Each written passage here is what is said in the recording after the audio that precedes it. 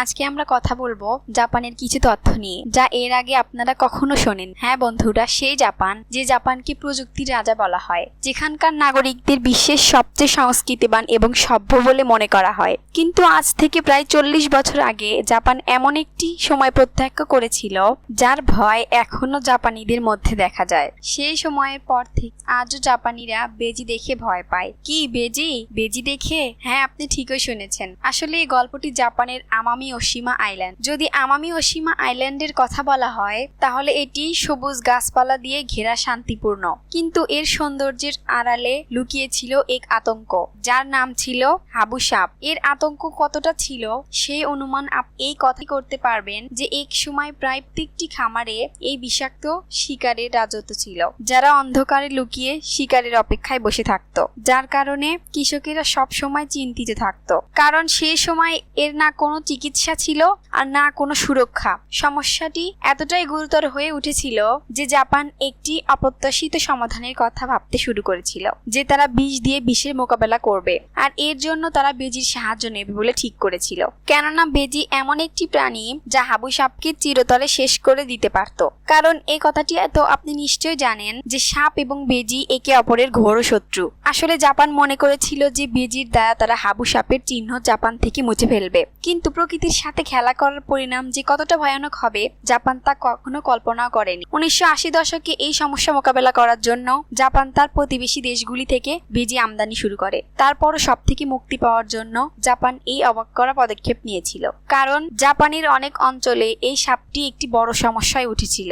যদি এই হাবু সাপের কথা বলা হয় তাহলে এটি অত্যন্ত বিষাক্ত একটি সাপ। এটি কৃষি এবং পশুপালন এলাকায় থাকতে পছন্দ করে। জাপানে এই সাপটির সংখ্যা অনেক বেড়ে গিয়েছিল, আর সেই সময়ে হাবু সাপের বিষ নিরাময়ের জন্য পৃথিবীতে কোনো ওষুধও ছিল না। জাপানে হাবু সাপ কতটা আতঙ্ক সৃষ্টি করেছিল তা আপনি এই কথা থেকে অনুমান করতে পারবেন যে 1980 দশকে জাপানের কৃষকরা মাঠে যাওয়া প্রায় বন্ধ করে দিয়েছিল এবং হাজার হাজার কৃষক প্রাণ হারিয়েছিলেন। আর এই কথাটি তো আপনি নিশ্চয়ই জানেন যে জাপানের জনসংখ্যা কত কম। ইনফ্যাক্ট পরিস্থিতি এতটাই খারাপ হয়ে গিয়েছিল যে সাপের ভয়ে কৃষকরা তাদের কৃষিকাজ ছেড়ে শহরে গিয়ে চলে যেতে শুরু করেছিল, যার কারণে জাপান স্থায়ী সমাধান খুঁজছিল। আর তখন তাদের সামনে বেজির বিকল্প আসে। কিন্তু সমস্যা ছিল যে জাপানে প্রাকৃতিকভাবে বেজি পাওয়া যায় না, তাই চীন, ভারত, পাকিস্তান এবং বাংলাদেশের মতো দেশ থেকে এদের আনা হয়েছিল এবং প্রচুর পরিমাণে হাবু সাপ থাকা এলাকায় সেগুলোকে ছেড়ে দেওয়া হয়েছিল। বেজি খুবই কৌশলে এবং চটপটে স্বভাবের, তাই সাপ তাদের হাত থেকে সহজে পালাতে পারে না। সেই সাথে তাদের মধ্যে বিষ প্রতিরোধ ক্ষমতাও পাওয়া যায়, যা হাবু সাপের বিষকে সম্পে অকার্যকর করবে। হাবু সাপ কোবরা পরিবারের অন্তর্গত, অর্থাৎ এদের মধ্যেও সেই বিষ থাকে যা কোবরার মধ্যে থাকে। তাই হাবু সাপ বেজিকে কামড় দেয় তবে তার কিছুই হবে না এবং তারা সহজেই হাবু সাপকে মেরে ফেলবে। এছাড়াও বেজির তৃতীয় বড় গুণ হলো তারা কেবল সাপকে খাদ্য হিসেবে ব্যবহার করার জন্য আক্রমণ করে না, বরং তারা সাপকে মারতে অনেক পছন্দ করে। তাই বেজির এই গুণাবলীগুলি দেখে জাপান মনে করেছিল তারা হয়তো হাবু সাপের একটি সফল সমাধান খুঁজে বের করে ফেলেছে। জাপান এই পরিকল্পনায় কিছুটা সফল হয়েছিল ঠিকই, কিন্তু পুরোপুরি নয়। কেন জানেন? কারণ হাবু সাপ একটি নোকটার নামক স্নেক অর্থাৎ নিশাচর সাপ। যদি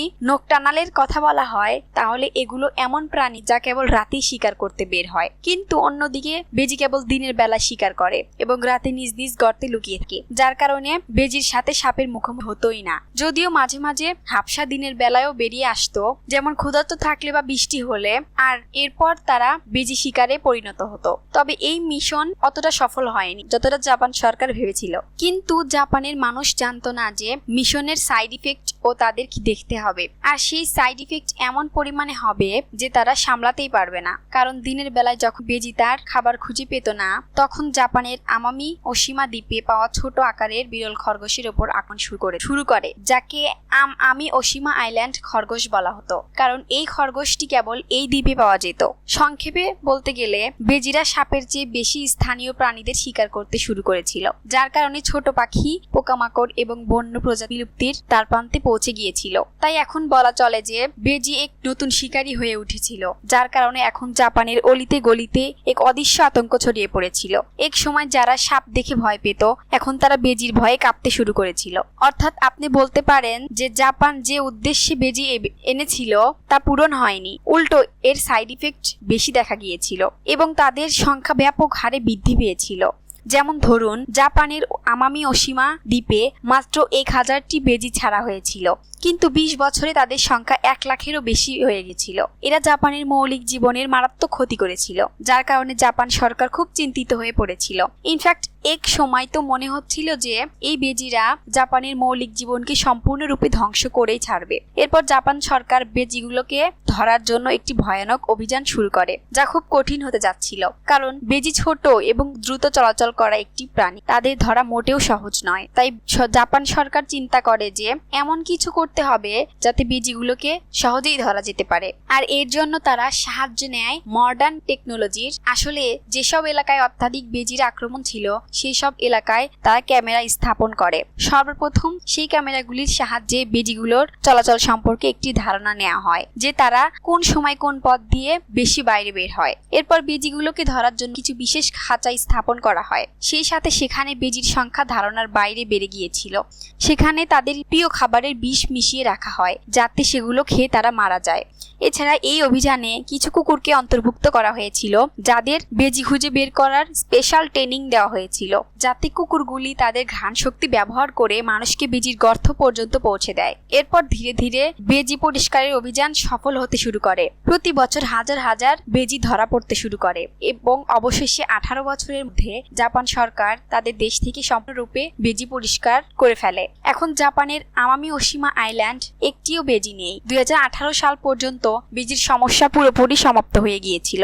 যদিও এখন জাপানের আমামি ওশিমা আইল্যান্ড সম্পূর্ণরূপে বেজিমুক্ত ছিল, কিন্তু তারপরেও বেজির কারণে জাপান যে আতঙ্কের মুখোমুখি হয়েছিল তার ভয় এখনো তাদের মনে রয়ে গেছে।